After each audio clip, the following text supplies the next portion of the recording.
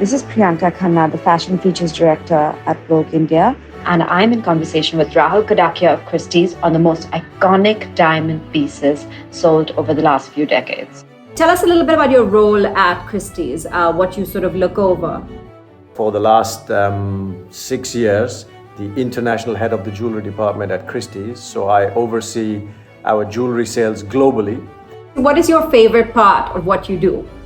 Not knowing what you're going to see. I could go to the office and find the most amazing jewelry collection that hasn't been seen for 50 years. And this is the excitement of our business. You just don't know what you're going to see each day.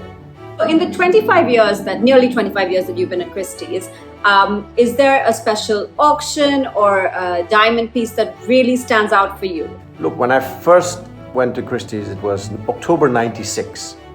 And October 1997, India was celebrating 50 years of independence.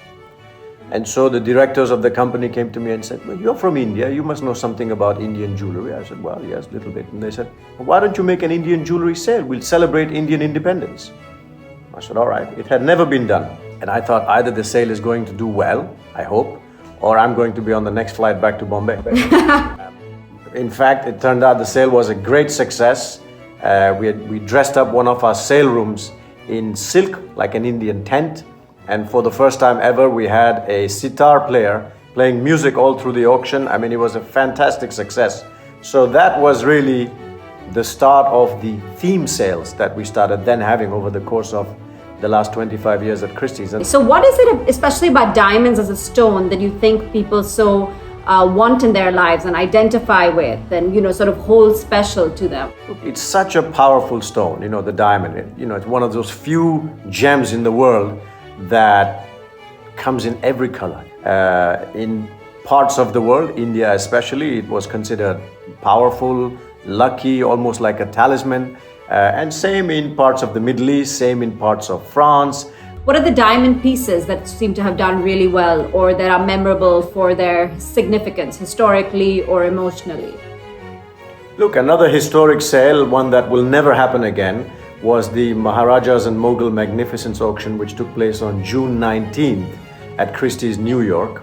This was a sale that offered the collection of Sheikh Hamad Al Thani, which was, world famous, had been exhibited all around the world, had numerous historical and notable Indian jewels with great provenance, had a number of very important Golconda diamonds like the Arcot diamond.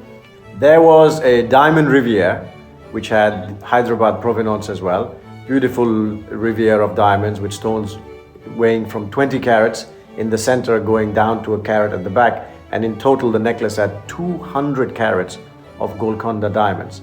And that sale made almost $110 million in a single day, 12 hours of non-stop auctioneering, and remains the world auction record for a sale of Indian jewels and objects, and one that I believe will never happen again. Are there any other pieces that sort of come to mind that's exciting for you? I know you talk about the Elizabeth Taylor ring. For Elizabeth Taylor, the entire auction was an exciting moment. Elizabeth Taylor, as far as the US is concerned, is celebrities.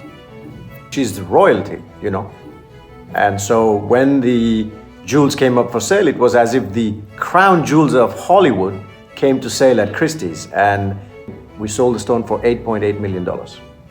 Why we're here today is sort of to talk about the most iconic diamond pieces in jewelry history.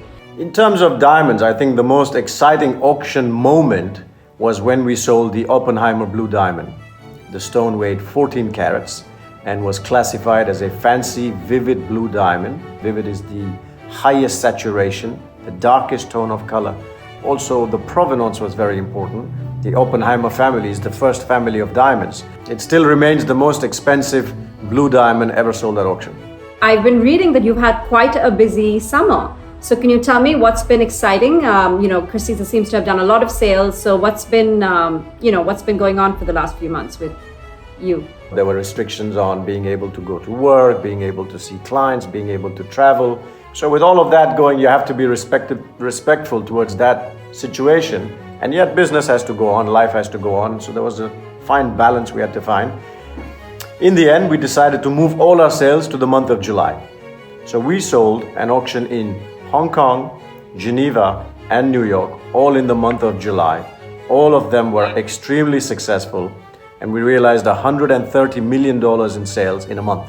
So all through the sales, very steady bidding, very consistent prices, great client engagement from private collectors all around the world, which showed us that the market is there, the demand is there. It's about selection, it's about pricing, and it gave us great confidence and hope for what's going to happen in the season to come.